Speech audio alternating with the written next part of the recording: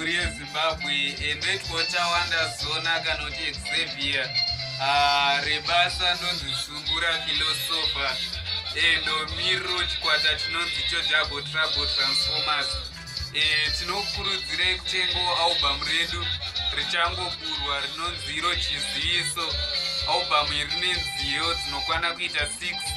Pane inoitwa Paridzai, kwoita inonzi Chiziviso, kwoita inonzi Kurerwa, kwoita imwe inonzi Madhora, apo patenge tiri kuti rudo harusi bhizimusi. Kugara muchitengesa rudo hazvina pundutso, hazvina zvazvinobatsira. Kwozoita rinonzi Iro Shiri, kwoita rinonzi Iro Tete. So pamusic tainyatsodzidzisa vanhu kuti vararame zvakanaka mumhuri dzavanogara mune zvose zvavanoita vange vachirarama maringe neshoko raMwari, maringe netsika nechivanhu chedu sevanhu vatema. Tinokurudzirai zvakanyanya kuti mutenge album iri muwane kudakadzwa. Vanoda kutibata tinowanikwa panhamba dzinoti idzo 0779500200 kana kuti 0776 453434.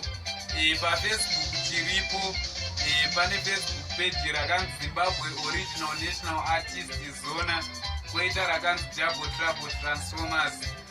Motitsigirawo paRadio Music yakuwanikwa kuNational FM Nexstar nekuRadio Zimbabwe pamwe chete neStar FM. Ndatenda hangu musare zvakanaka. Ndini wenyu anovimbika Sungura Philosopher @gmail.com.